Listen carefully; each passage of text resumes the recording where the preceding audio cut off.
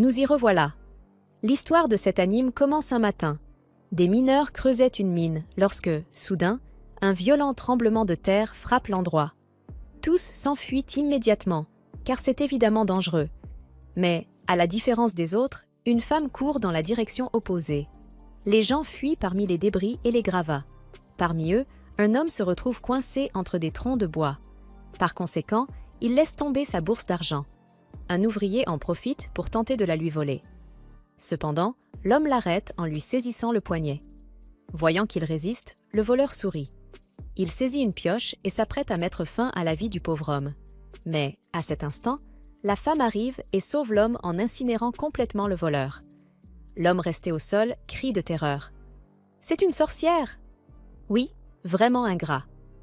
Dans un changement de scène soudain, la femme est sur le point d'être condamnée à la pendaison.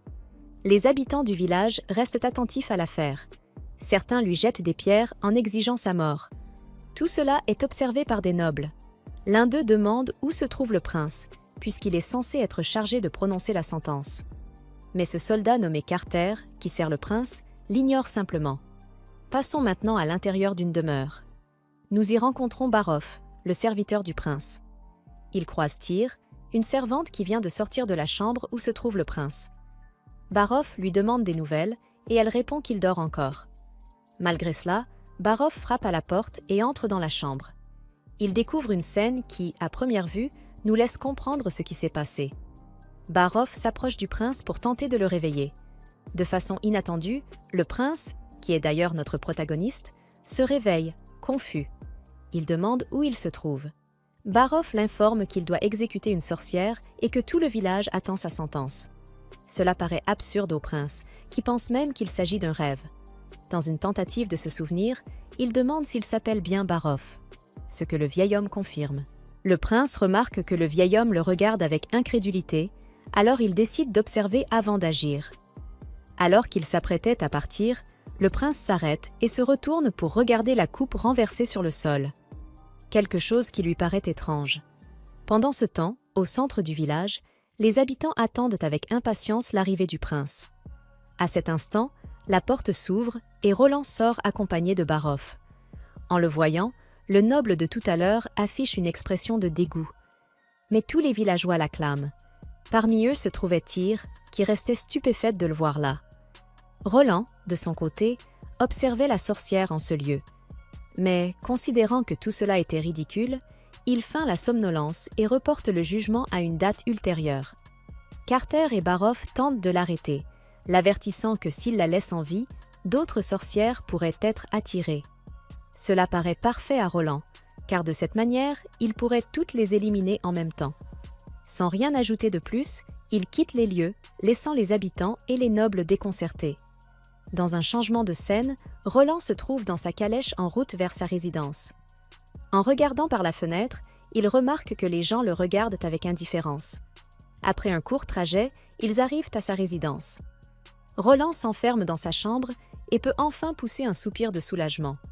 Après avoir vu tout cela, il conclut qu'il se trouve dans un autre monde, dans le corps d'un prince en qui personne n'a confiance. Un territoire insignifiant et une société incivilisée, autrement dit une époque sombre et ignorante. Sur le mur de sa chambre, il découvre un tableau avec différents noms.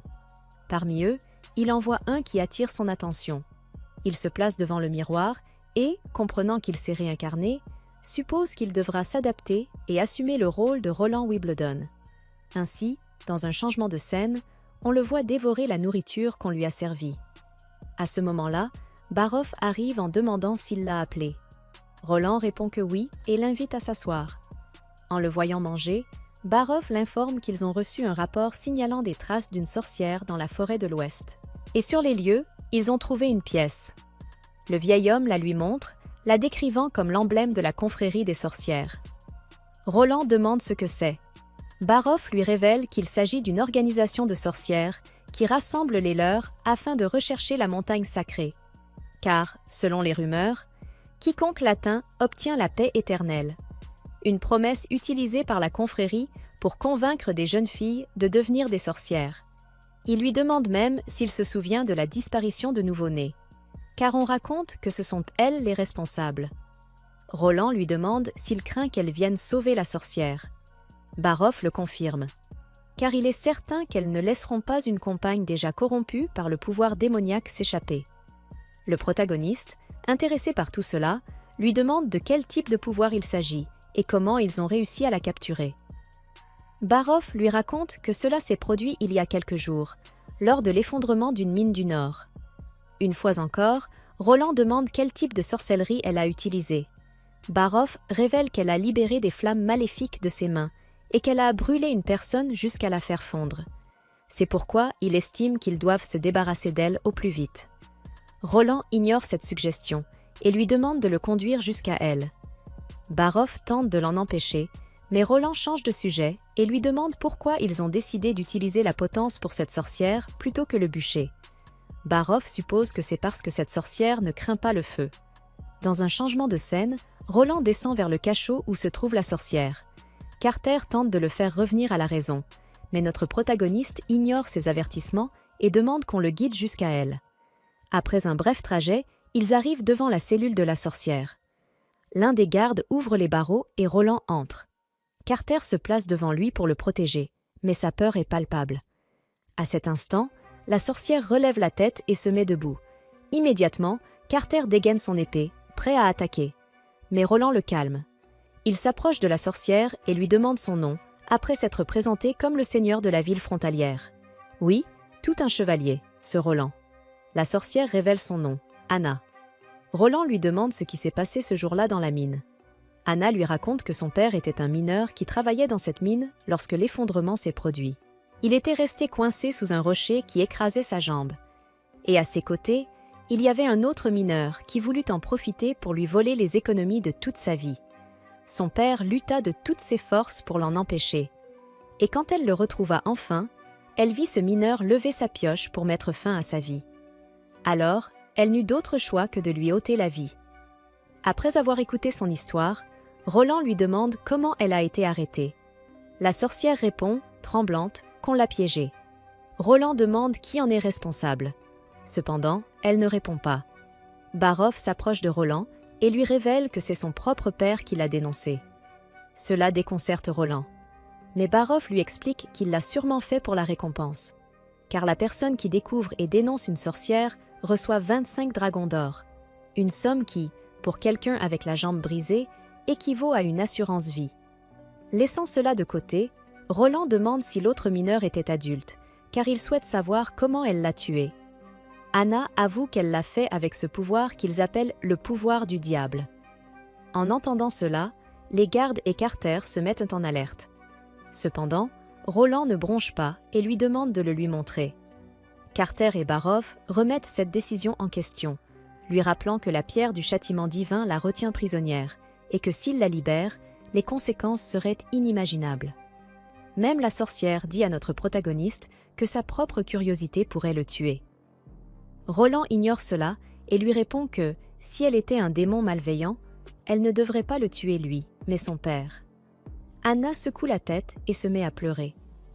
Roland se lasse d'attendre. Il s'approche alors d'elle et lui demande une nouvelle fois de lui montrer son pouvoir. Ainsi, il saura si elle est digne de sa compassion ou si elle est un vil démon capable de feindre. Cela dit, il approche sa main du collier qu'elle porte. Carter tente de l'arrêter, mais, dans la lutte, le collier se brise et la sorcière libère tout son pouvoir. Immédiatement, Carter saisit Roland pour l'emmener en lieu sûr. Cependant, celui-ci refuse de bouger, lui montrant le feu et comment celui-ci ne se propage pas. En voyant cela, il comprend qu'elle contrôle le feu avec précision afin de ne pas leur faire de mal. Il reste quelques secondes à observer les barreaux de fer fondre sous l'intensité des flammes. Roland ne quitte pas la femme des yeux et, lorsque le feu finit par s'éteindre, Anna lui demande s'il va la tuer maintenant que sa curiosité est satisfaite. Roland ne dit pas un mot. Il s'approche d'elle et la couvre de sa cape. Puis il répond que non. En réalité, il veut l'engager. C'est ça, elle est entrée en tant que prisonnière et en est sortie avec un emploi. Quel gouvernement exemplaire! Maintenant, changeons de scène. Roland se trouve dans sa chambre, en train d'écrire sur un papier tout ce qu'il sait des lois de la thermodynamique. Après une brève analyse, il conclut que le pouvoir d'Anna est idéal pour ce qu'il s'apprête à faire. À ce moment-là, Barov frappe à la porte. Roland lui demande d'entrer et lui pose des questions sur la tâche qu'il lui a confiée. Barov confirme avoir mis en scène l'exécution de la sorcière, si bien que personne ne s'est aperçu de quoi que ce soit. Satisfait, Roland lui demande de rédiger un rapport, résumant tout ce qui s'est passé durant la dernière décennie dans la ville frontalière, que ce soit le commerce, les impôts ou les dépenses. Et, par la même occasion, des ateliers de la ville, comme la métallurgie, le textile et la céramique. Barov est surpris en entendant cela. Il lui demande même la raison pour laquelle il veut savoir tout cela. Pense-t-il prendre au sérieux la lutte pour le trône? Roland reste quelque peu confus en entendant cela. Il s'approche alors de la carte accrochée au mur. Là, il voit comment chacun de ses frères gouverne une partie du royaume. Goron, la forteresse militaire, Garcia, le port commercial, Tifeco, le centre économique, Tilly, le centre culturel, et enfin lui qui gouverne la ville frontalière. Ayant pris connaissance de la situation, il demande à Barov quelles sont ses chances de gagner. Le vieil homme répond avec regret que les fiefs des autres princes sont bien plus avantagés et qu'il lui sera donc difficile d'accomplir quoi que ce soit. De plus, avec ses performances passées et sa réputation parmi les nobles de la société, il doute fortement qu'il ait beaucoup de chance. Roland lui donne raison, mais c'est précisément pour cela qu'il se concentrera sur une autre manière d'impressionner son père. Avant de poursuivre la conversation, il lui demande s'il sait qui gouverne réellement ce pays. Barov répond que c'est la famille royale du Château Gris. Roland réfute cela, affirmant que ce n'est qu'une façade, car ceux qui gouvernent réellement se trouvent dans la ville sainte d'Hermès. En d'autres termes, l'Église. C'est pourquoi il envisage de créer un royaume qui ne soit pas soumis à l'Église. Ainsi, le trône ne lui appartiendra qu'à lui seul. Il lui demande même si cela ne le dérange pas que l'Église interfère autant. Barov admet qu'il a raison. Mais malgré tout, l'Église est profondément enracinée et bénéficie du soutien du peuple. Roland précise que le peuple la soutient uniquement parce qu'il croit à ses mensonges. C'est pourquoi ils vont s'efforcer de prouver qu'elle ment. Et le premier mensonge concerne les sorcières, selon lequel elles seraient l'incarnation du mal. Barov demande, incrédule, si c'est pour cette raison qu'il a sauvé la sorcière. Roland le lui confirme et lui promet que s'il remporte la lutte pour le trône, il cessera d'être un simple serviteur pour devenir sa main droite. Mais pour cela, il a besoin qu'il ne remette pas ses décisions en question. Après cette conversation, Barov quitte la pièce. Dans le couloir, il croise Carter. Celui-ci lui demande de quoi ils ont parlé. Mais Barov évite de répondre, se contentant de dire que le prince ne semble plus être le même. Passons maintenant à la sorcière. Elle était assise dans le jardin, plongée dans ses pensées. On nous révèle qu'après sa démonstration de magie, Barov est allé dans sa chambre pour lui expliquer en détail son contrat de travail. Cependant, jusqu'à présent, elle ne sait toujours pas ce qu'elle devra faire. À cet instant, Roland apparaît. Notre protagoniste s'approche et la salue. Anna reste confuse. Elle lui demande pourquoi il fait tout cela pour elle. Roland se contente de sourire et l'invite à se promener. En chemin, Anna lui demande pourquoi il l'a sauvée alors qu'elle a tué quelqu'un. Roland lui rappelle qu'elle l'a fait pour sauver son père, ce que n'importe qui aurait fait. Malgré cela, Anna doute que ce soit une bonne idée de lui pardonner, puisqu'elle est une sorcière. À cela, Roland s'approche d'une fleur et l'accueille. Puis, il la tend à Anna. Lorsque la sorcière la prend dans ses mains, Roland lui révèle qu'elle est toxique. Immédiatement, Anna laisse tomber la fleur. Mais Roland précise aussitôt que c'était un mensonge. Cependant, ces mots ont suffi à lui faire ressentir de la peur. En entendant cela, Anna lui demande si c'est la même chose pour les sorcières. Roland le lui confirme. Il ajoute également que son pouvoir est un produit de la nature et qu'il n'est donc pas maléfique. Anna commence à pleurer. Elle lui confie qu'il ne comprend pas l'ampleur de ce pouvoir démoniaque capable de blesser tout ce qui l'entoure. C'est pourquoi elle pense qu'il vaudrait mieux qu'on l'exécute. Roland se lasse. Il lui dit que si elle veut mourir, elle est libre de le faire, mais que cela ne résoudra rien, et que les autres continueront à penser la même chose des sorcières. Mais elle peut choisir un autre chemin, celui où ils créeront un monde dans lequel les sorcières pourront vivre en paix sans craindre quoi que ce soit. Après cela, il lui demande si elle ne souhaite pas redevenir comme avant. Anna répond en larmes que si. Elle veut mener une vie normale, où elle enseigne aux enfants à écrire et à lire, comme le faisait son maître Karl. Roland lui explique que cela sera possible si elle se joint à lui et qu'ils travaillent ensemble. Dans ce cas, Anna accepte. Elle demande alors ce qu'elle doit faire. Dans l'après-midi, Roland l'emmène dans une usine afin qu'elle s'entraîne et apprenne à contrôler son pouvoir. Au cours des jours suivants, Anna accomplit sa tâche avec dévouement. Pendant ce temps, Roland restait dans sa chambre, lisant et examinant les rapports. Une nuit, Tyr, la servante du début, envoya une lettre à l'aide d'un pigeon voyageur. Dans l'après-midi, Roland l'emmène dans une usine afin qu'elle s'entraîne et apprenne à contrôler son pouvoir. Durant les jours suivants, Anna accomplit sa tâche avec sérieux, tandis que Roland reste dans sa chambre à lire et à examiner des rapports. Une nuit, Tyr, la servante du début, envoie une lettre à l'aide d'un pigeon voyageur. Le lendemain matin, Roland rencontre Barov et lui explique qu'il a examiné les registres du fief. Il a découvert que le territoire frontalier se distingue uniquement par son activité minière, mais qu'un point étrange attire son attention. Les revenus sont presque inexistants et tous les échanges commerciaux se font avec le village de Saul. Confus, il demande d'où provient la nourriture. Barov révèle que jusqu'à l'année précédente, tout le minerai produit dans le territoire frontalier était échangé contre du grain auprès de la forteresse de Longchamp. Roland demande la raison de cette situation. Barov explique que, pour Longchamp, le territoire frontalier est considéré comme une propriété. Ils nourrissent donc les travailleurs juste assez pour qu'ils continuent à produire. Oui, une exploitation totale. Même avant l'arrivée de Roland, le baron Boris, ancien seigneur, obéissait toujours aux ordres de la forteresse et livrait tout le minerai en échange d'un peu de nourriture. Cela semble absurde à Roland, car même dans une logique d'intérêt personnel, il aurait cherché à développer un véritable commerce. Barov lui révèle alors que Boris et plusieurs chevaliers possèdent des biens à Longchamp. C'est pourquoi ils ne se sont jamais souciés du développement du territoire frontalier. Ils se contentaient de livrer le minerai pour couvrir les rations alimentaires, tout en recevant une part des bénéfices. Oui, une situation profondément injuste.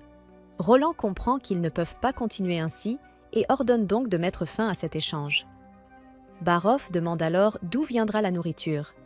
Roland répond que, désormais, ils établiront un véritable commerce. Ils vendront tout leur minerai au village de Saul, puis achèteront du grain en retour. Face à cela, Barov évoque un problème potentiel. Et si le village refusait d'acheter? Dans ce cas, Roland propose de vendre le minerai à 50% du prix du marché, afin d'obtenir rapidement un capital de départ et de conquérir progressivement le marché. À ce sujet, Barov lui demande alors ce qu'ils feront ensuite avec un prix aussi bas. Roland proposa alors une stratégie encore plus ambitieuse, vendre le minerai à d'autres régions. Après tout, il se trouvait à la source du fleuve Rouge, un cours d'eau qui traversait tout le pays. Une fois qu'ils disposeraient d'une flotte solide, ils pourraient étendre leur commerce à grande échelle. Le fleuve Rouge deviendrait ainsi leur propre route de la soie. Barov reconnut que le plan était ingénieux.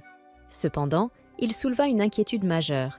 Cela pourrait être perçu comme un vol envers la forteresse de Chantelon. Et dans ce cas, il risquerait de ne plus être autorisé à s'y réfugier durant l'hiver. Roland, intrigué, demanda pourquoi ils auraient besoin de passer l'hiver là-bas.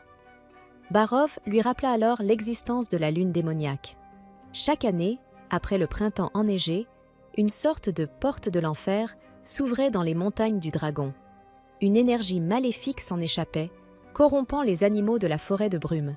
Ces derniers se transformaient alors en bêtes sauvages, violentes et sanguinaires, qui se déchaînaient vers l'est en détruisant tout sur leur passage.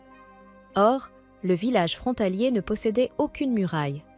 Par conséquent, ses habitants n'avaient d'autre choix que de fuir et de se réfugier à Chantelong pendant cette période.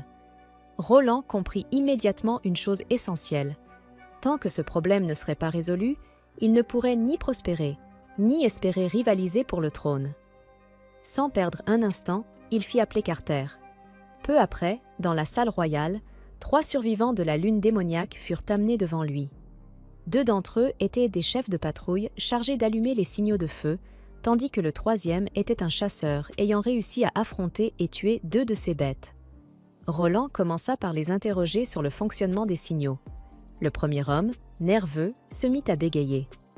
Roland préféra alors donner la parole au second. Celui-ci expliqua qu'il patrouillait sur le versant sud des montagnes du Dragon. Lorsqu'il repérait des traces de bêtes, ils allumaient immédiatement les signaux de feu. Ensuite, ils fuyaient par bateau pour rejoindre la forteresse. Ce détail attira particulièrement l'attention de Roland. Il demanda alors si les bêtes ne les attaquaient pas sur l'eau. Le soldat répondit que non, et qu'il n'avait jamais vu une seule de ces créatures traverser un cours d'eau. Avec cette information en tête, Roland poursuivit ses questions et demanda combien de temps durait généralement une lune démoniaque. Le soldat répondit qu'elle s'étendait habituellement sur 2 à 3 mois. Cependant, il mentionna qu'il y a 2 ans, elle avait duré 4 mois. Lors de cet événement, de nombreuses personnes étaient mortes, non pas à cause des bêtes, mais de malnutrition. Cette révélation troubla Roland. Après tout, ils étaient censés être en sécurité à Chantelon. Le soldat expliqua alors la vérité. La forteresse ne distribuait la nourriture qu'en fonction de la quantité de minerais livrés. Même en rationnant strictement, les provisions ne suffisaient à peine que pour 3 mois. Au-delà de cette durée, c'est pour cette raison que, durant le dernier mois, ces misérables se contentèrent de regarder les habitants mourir de faim, sans rien faire pour les aider. Une cruauté qui révolta profondément Roland, même s'il resta attentif et calme en écoutant chaque détail. Il se tourna ensuite vers le chasseur et lui demanda quelle créature il avait affrontée. L'homme répondit qu'il s'agissait de bêtes ressemblant à un sanglier et à un loup. Il expliqua que ces monstres étaient en réalité des animaux mutés et que plus une bête était féroce avant sa mutation, plus elle devenait difficile à vaincre. Cependant, il précisa que ces créatures n'étaient pas les plus terrifiantes. Les véritables dangers étaient les hybrides. Des monstres aussi puissants qu'un lion, dotés d'ailes d'aigle et d'un odorat capable de détecter une proie, même parfaitement cachée. Roland supposa alors qu'il ne devait pas y en avoir beaucoup. Le chasseur confirma, estimant leur nombre à environ 3 par lune démoniaque. Il ajouta toutefois un détail rassurant. Ces hybrides ne pouvaient voler qu'à basse altitude. Sinon, même les murailles ne suffiraient pas à protéger la population. Après avoir recueilli toutes ces informations, Roland demanda le nom du chasseur. Celui-ci se présenta comme Hache d'Acier, un nom à la hauteur de sa bravoure. Impressionné, Roland le félicita chaleureusement, puis, en guise de récompense pour les 3 hommes, ordonna qu'on leur remette 10 pièces d'argent chacun. Une fois seul, Roland demanda à Carter de l'accompagner. Ils se rendirent ensemble à l'endroit où les signaux de feu étaient allumés. Observant attentivement les environs, Roland demanda à Carter quelle distance séparait ce point du fleuve. Carter estima la distance à environ 2000 pieds. Intrigué, il demanda alors la raison de cette inspection. Roland envisageait-il réellement de passer l'hiver au village frontalier? Roland confirma sans hésiter. Il déclara qu'il défendrait le village et qu'il vaincrait les bêtes. Surpris, Carter lui demanda comment il comptait s'y prendre. C'est alors que Roland révéla son ambition, construire le plus grand mur que l'humanité ait jamais vu. Pendant ce temps, Barov travaillait dans son bureau, plongé dans ses pensées. Il ne cessait de réfléchir au changement radical de Roland. Il n'y a pas si longtemps, ce dernier n'était qu'un ivrogne insouciant, laissant toutes les responsabilités aux autres, à lui notamment. Barov avouait même avoir regretté d'avoir accepté son poste. Mais désormais, quelque chose avait changé. Depuis qu'il avait sauvé la sorcière, Roland faisait preuve d'une intelligence stratégique impressionnante. Non seulement il avait réussi à éviter une situation délicate, mais il avait également osé s'attaquer directement au pouvoir religieux. Et cela annonçait des bouleversements bien plus grands encore. Intrigué par ce qui allait se passer, Barov espérait sincèrement que le plan de Roland concernant la construction d'une muraille réussirait. Dans le cas contraire, tous leurs efforts jusqu'à présent seraient réduits à néant. Rien que d'y penser, il se demandait comment une telle entreprise pouvait être réalisable. Pendant ce temps, Carter avait reçu l'ordre de superviser les travaux. Roland leur avait demandé de se rendre à la mine du Mont Nord afin d'en extraire de la pierre calcaire qu'ils devaient ensuite mélanger uniformément avec de l'argile. Une fois ce mélange prêt, il devait être envoyé dans la salle de cuisson, où Anna prendrait le relais. C'est ainsi qu'on put voir la jeune sorcière utiliser sa magie avec une précision remarquable. Après plusieurs heures, Anna sortit enfin de la salle. Roland entra alors pour inspecter le résultat. Satisfait, il donna une nouvelle instruction à Carter. Trouver quelqu'un pour broyer le matériau obtenu et le mélanger avec du gypse jusqu'à obtenir une fine poudre. Dans l'après-midi, le mélange était prêt. Curieux, Carter demanda ce que Roland comptait faire. Ce dernier se contenta de sourire avant de dire à Anna que, cette fois-ci, il allait lui montrer sa propre magie. Surprise, elle lui demanda s'il était lui aussi capable d'utiliser la magie. Roland répondit calmement que oui, mais que la sienne s'appelait la science. Il ordonna alors à Carter de mélanger la poudre avec de l'eau, puis de la verser sur les pierres afin de combler les interstices. Sceptique, Carter doutait du résultat, mais Roland lui demanda simplement de lui faire confiance et d'attendre le lendemain. Le jour suivant, ils retournèrent Creo, un sur place. Roland demanda à Carter de tester la solidité de la structure. Sans hésiter, celui-ci frappa les pierres avec une pelle et resta stupéfait. La surface était devenue extrêmement dure. Impressionné, Carter affirma qu'avec ce matériau, il pourrait construire une muraille entourant tout le village en 5 ans et même renforcer le château. Mais Roland alla encore plus loin. Il déclara qu'il ne comptait pas s'arrêter là. Il voulait également bâtir des habitations pour tous les villageois. Il confia alors à Anna la production quotidienne de ce matériau, tandis qu'il ordonna à Carter d'achever la muraille, en seulement 3 mois. Avant de partir, Carter l'interrompit pour lui demander le nom de cette poudre miraculeuse. Après quelques secondes de réflexion, Roland répondit simplement « Ciment », un nom qui, étrangement, semblait déjà familier. Quelques jours plus tard, Roland se rendit sur le chantier pour inspecter l'avancement des travaux. Mais, à sa grande déception, il constata que presque rien n'avait été accompli et que le peu qui avait été construit était mal réalisé. Carter en assuma immédiatement la responsabilité. Cependant, Baroff intervint pour le défendre, expliquant que pour un projet d'une telle envergure, ils avaient besoin d'un architecte expérimenté. Sachant tout cela, Roland ordonna qu'on parte immédiatement à la recherche d'un maître tailleur de pierre. Dans un changement de scène, un homme marchait seul dans le village, perdu dans ses souvenirs. Il repensait aux moments passés avec Anna et les autres filles. Parmi ses souvenirs, une image le marqua particulièrement. Celle d'une de ses élèves qui avait fait irruption dans son bureau, les larmes aux yeux, après avoir découvert qu'elle était elle aussi une sorcière. Cette révélation l'avait profondément bouleversé. Soudain, ses pensées furent interrompues par un homme qui l'appelait au loin. Ce dernier lui demanda de l'aider à lire une annonce publiée par le prince. En s'approchant, il découvrit qu'on recrutait des travailleurs pour la construction de la muraille, notamment un maître tailleur de pierre. À la vue de ces mots, l'homme prit immédiatement la fuite. Peu de temps après, Baroff informa Roland qu'ils avaient trouvé un maître tailleur de pierre. Mais avec une certaine surprise, il précisa qu'il s'agissait en réalité du maître de l'école locale. Roland n'y accorda pas d'importance et ordonna qu'on le fasse venir. Les deux hommes se retrouvèrent face à face. Le maître se présenta sous le nom de Karl van Bert. Il affirma avoir participé à l'entretien des digues du Château Gris, conçu et construit des palais, et réparé de nombreuses installations publiques. En entendant cela, Baroff fit remarquer que les travaux du Château Gris étaient habituellement confiés à la guilde des tailleurs de pierre. Il lui demanda donc s'il en faisait partie. Karl confirma. Roland se souvint alors qu'un effondrement avait eu lieu lors de la construction du théâtre du château et que toute la guilde avait été déclarée coupable, avant d'être exécutée. Karl expliqua que cette version n'était qu'à moitié vraie. Selon lui, l'administrateur du chantier avait accepté des pots de vin et ordonné de changer le type de pierre utilisée, ce qui avait causé l'accident. Les membres de la guilde avaient pourtant averti à plusieurs reprises des risques structurels, mais personne ne les avait écoutés.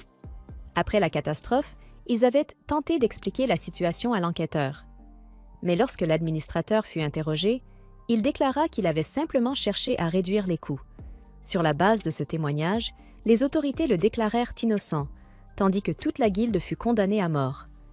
Karl révéla alors qu'en apprenant cela, il avait fui dans la nuit et dissimulé sa véritable identité pour survivre. Après avoir entendu toute l'histoire, Roland lui demanda calmement « Pourquoi vous êtes-vous présenté ici ?» Karl avoua finalement qu'il avait bien une raison de se présenter, mais qu'il ne pouvait pas encore la révéler. Après avoir entendu toute l'histoire, Roland demanda l'avis de Baroff. Ce dernier choisit de lui accorder le pardon, estimant qu'ils avaient cruellement besoin de main-d'œuvre. Roland approuva cette décision. Il gracia Karl et le nomma immédiatement administrateur. Sans perdre de temps, il lui montra la carte ainsi que son ambitieux plan de construction. Comprenant qu'il souhaitait ériger une muraille pour stopper les bêtes démoniaques, Karl suggéra une alternative plus rapide: réduire la hauteur et l'épaisseur du mur et creuser plutôt une large tranchée. Selon lui, cela pourrait être achevé en 1 mois et demi. Cependant, il restait sceptique quant à la possibilité de terminer une muraille complète, faute de temps pour produire suffisamment de pierres taillées. Roland lui posa alors une simple question. « Et si vous aviez assez de pierres ?» Karl répondit sans hésiter que ce serait possible. C'est à ce moment-là que Roland lui révéla son invention. Il le conduisit jusqu'à la zone où il avait mené son expérience. En découvrant la solidité du matériau, Karl resta stupéfait. « Avec une telle ressource, affirma-t-il, la muraille pourrait être achevée en 3 mois. » L'affaire était entendue. Roland lui confia la suite des opérations. Mais Karl demanda un instant pour revenir sur ce qu'il avait évoqué plus tôt. C'est alors qu'Anna entra dans la pièce. À sa vue, Karl sembla profondément soulagé. Il avoua que, depuis tout ce temps, il était hanté par des cauchemars. Submergé par l'émotion et reconnaissant envers Roland, il s'agenouilla devant lui. Roland lui demanda aussitôt de se relever et déclara calmement: « Pour moi, les sorcières ne sont pas des incarnations du mal. Je ne participerai pas à leur chasse. » Rassuré, Karl décida enfin de révéler la vérité. Une autre sorcière était apparue. Il s'agissait de son élève, Nanawa. À cette annonce, un léger malaise s'installa dans la pièce. Barov savait que, dans n'importe quel autre endroit, cela aurait déclenché une chasse sanglante. Mais ici, face à Roland, il était curieux de voir sa réaction. Le prince, lui, se contenta de sourire. Karl s'approcha alors de lui et le supplia de prendre également Nanawa sous sa protection. Mais Roland comprit qu'il y avait un malentendu. Il tenta de clarifier les choses, expliquant qu'il avait sauvé Anna parce qu'il avait besoin de ses capacités. Karl interpréta mal ses paroles et promit qu'à l'avenir, Nanawa pourrait, elle aussi, le satisfaire. Barov éclata de rire. Roland, légèrement agacé, précisa alors qu'Anna était simplement responsable de la fabrication du ciment qu'il venait de voir. Cette révélation surprit énormément Karl. Roland lui demanda ensuite d'aller chercher Nanawa. En quittant la pièce, Barov avertit que traiter avec Nanawa Payne ne serait pas simple, étant donné qu'elle était la fille d'un baron. Roland décida alors que Karl l'accompagnerait désormais Le lendemain, dans la cuisine, la fillette se montre timide et méfiante, mais tout change lorsque Anna apparaît. Ici, à Nanawa, elle la prend affectueusement dans ses bras, gagnant peu à peu sa confiance. Pendant qu'elle mange, Roland lui demande comment elle a découvert ses pouvoirs, et elle révèle qu'en essayant de soigner un petit oiseau blessé, une étrange énergie les a complètement guéris. Intrigué, Roland ordonne qu'on apporte des animaux blessés afin de vérifier sa capacité. Nanawa parvient à les soigner, démontrant qu'elle peut restaurer les dommages physiques, mais pas régénérer des membres perdus ni ressusciter les morts.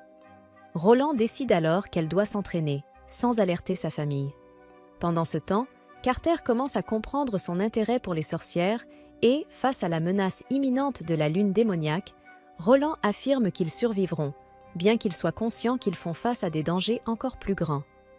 Au cours d'une nuit, une femme aux cheveux argentés contemple la lumière de la lune.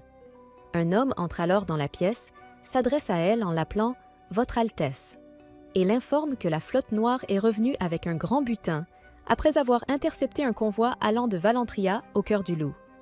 En entendant cela, la femme demande le nom du capitaine de la flotte noire. L'homme répond qu'il s'appelle Drake. Oui, comme le chanteur ou l'acteur, la femme se tourne vers lui et lui ordonne de lui accorder le titre de chevalier et de remettre tout le butin à la flotte noire. L'homme la remercie au nom de la flotte, puis change de sujet. Il l'informe que la mission a échoué, car le prince Roland s'est simplement endormi après avoir bu le vin empoisonné, avant de se réveiller peu de temps après. Oui, cela ne lui a fait absolument aucun effet, mais la femme se lasse de l'écouter.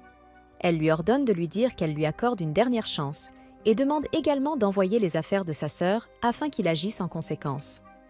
Avant que l'homme ne parte, la femme lui donne un dernier ordre: exécuter l'alchimiste qui a préparé ce poison. Nous passons maintenant au territoire de Roland. Un homme arrive au quai et observe les gens travailler, tandis qu'au château, Roland examine des documents avec Vadop. Ce dernier l'informe que la muraille sera achevée très bientôt. Roland demande ensuite quelle est la situation commerciale. Barov assure que tout va bien et que les provisions en provenance du village de Saul sont déjà arrivées sur leur territoire. Il lui montre même les quantités inscrites dans son rapport, garantissant que cela suffira pour passer l'hiver. Il ajoute qu'après déduction des dépenses, il leur reste encore un petit excédent. Cependant, malgré les revenus commerciaux, leur déficit budgétaire reste important et ils doutent que la situation soit viable à long terme. En d'autres termes, pour l'instant, ils ne s'en sortent pas trop mal. Ils ont suffisamment de nourriture pour l'hiver et même un peu d'argent en surplus. Mais le problème est qu'ils dépensent toujours plus qu'ils ne gagnent, ce qui finira par leur poser de sérieux problèmes. En revenant à l'essentiel, il précise que la majorité des dépenses provient encore du trésor et qu'à ce rythme, ils pourront tenir, au mieux, jusqu'au printemps. Roland le rassure, lui rappelant qu'ils disposent toujours du commerce du minerai et que s'ils parviennent à terminer la muraille et à s'y établir solidement, la production sera assurée. Barov précise que ce n'est pas cela qui l'inquiète, mais plutôt le fait qu'ils aient interrompu l'approvisionnement en minerai de Longshan, car le duc Ryan ne restera certainement pas les bras croisés. À cet instant, quelqu'un les interrompt pour annoncer qu'un émissaire de Longshan est arrivé. Roland ordonne alors à Barov d'envoyer les serviteurs préparer un banquet avec la nourriture du village de Saul pour leur inviter. Car oui, on conquiert d'abord par la nourriture. On passe ensuite à table. Les servantes remplissent la pièce de toutes sortes de plats et de desserts. L'émissaire, un certain Hermon, reste perplexe en voyant tout cela, et Roland l'invite à manger. Hermon l'observe saisir la nourriture avec des baguettes et lui demande ce que c'est. Roland les présente comme des baguettes, expliquant que puisque ces sujets ne peuvent pas se permettre des couverts coûteux, il a imaginé ces ustensiles bon marché et qu'il aimerait que tous les habitants des régions frontalières apprennent à les utiliser. Il s'excuse également de ne pas avoir davantage à offrir. Hermon lui répond de ne pas s'inquiéter, car même à Longshan, ils ne peuvent pas profiter d'un festin comme celui-ci aussi souvent. Roland explique qu'il s'agit d'un banquet de bienvenue, quelque chose qu'il ne mange pas souvent, mais comme les provisions du village de Saul venaient juste d'arriver ce jour-là, il en a profité. Hermon reste incrédule en entendant l'origine de ces aliments. Roland ignore simplement sa réaction et l'invite à manger, suggérant de parler affaires plus tard. Après le repas, Hermon remercie son Altesse pour son hospitalité. Il mentionne également qu'il vient en tant que représentant de Longshan et que la date de livraison des minerais est déjà passée.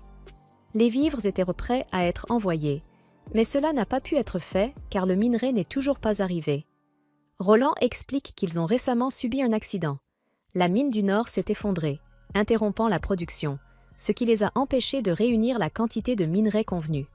Suite à cela, Hermon lui propose de livrer seulement la production de 2 mois.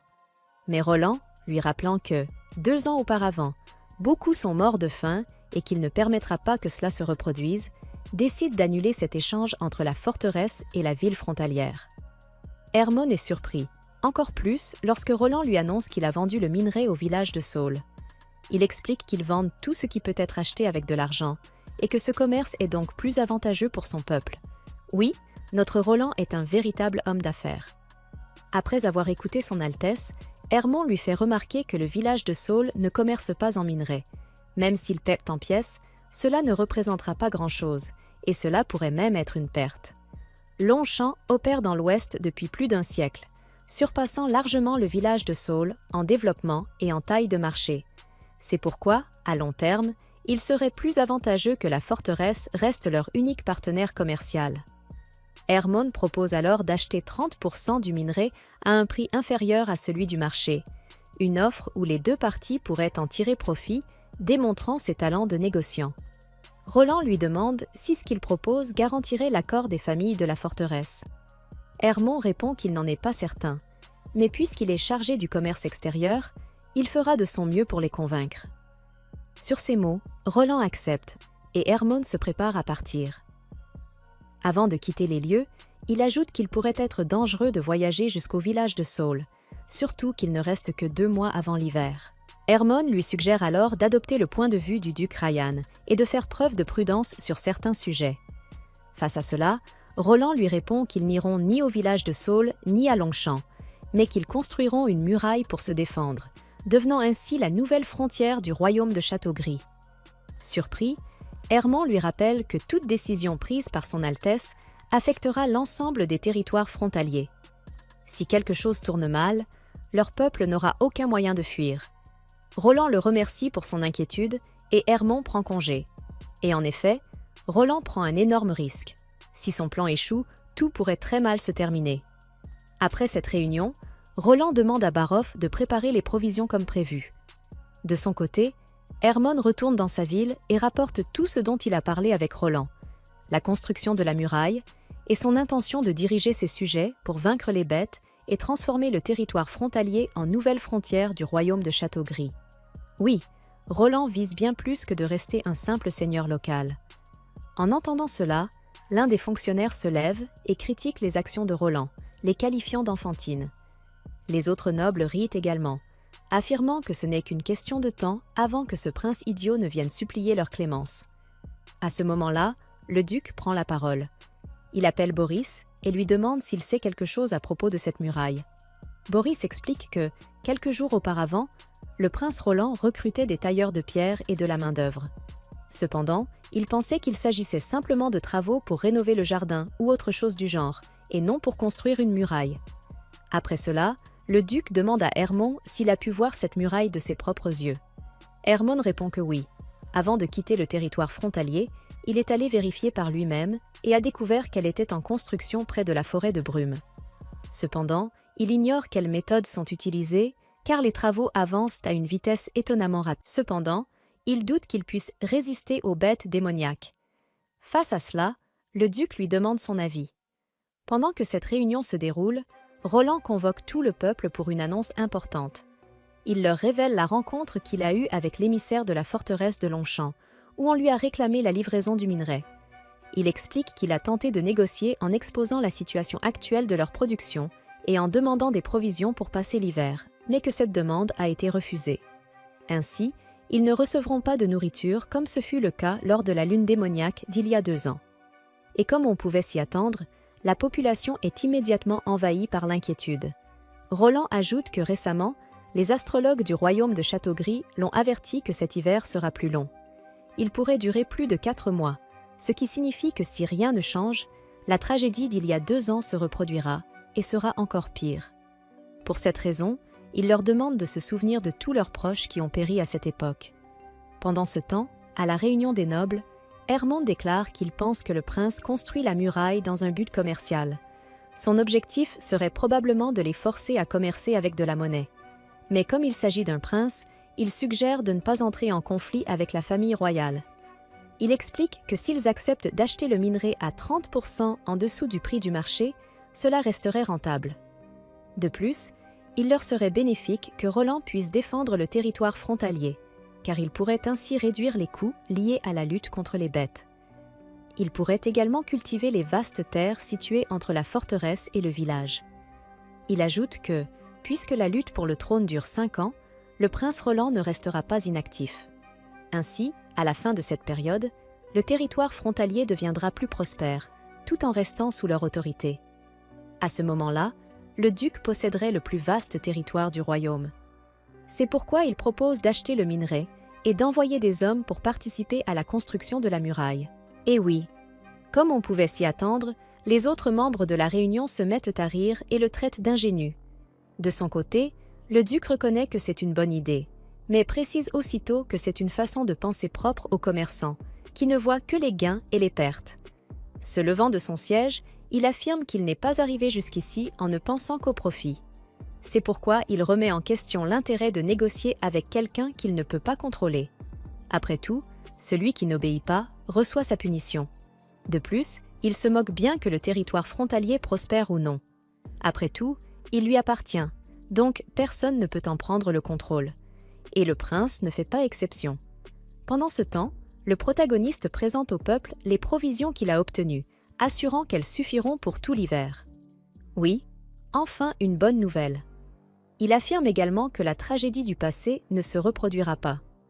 La population le remercie, mais le calme est brisé lorsqu'il révèle qu'ils sont désormais en conflit avec Longchamp. L'ambiance retombe immédiatement et ils comprennent qu'ils devront rester et résister. Pour survivre, il ordonne la construction d'une muraille et appelle tous ceux capables de se battre. En leur offrant un salaire et la protection de leur famille, il leur laisse un choix clair, mourir de faim ou défendre leur foyer. Il n'y a en réalité pas beaucoup d'options. Ensuite, avec Anna et Nanawa, ils réalisent une expérience avec une bougie. Ils démontrent l'existence de différents gaz, expliquant que la curiosité est essentielle au progrès. Plus tard, ils demandent du matériel pour une autre expérience. Mais alors qu'il tente enfin de se détendre, une femme apparaît derrière lui et place une épée contre son cou, lui ordonnant de ne pas bouger, en s'adressant à lui comme à son Altesse.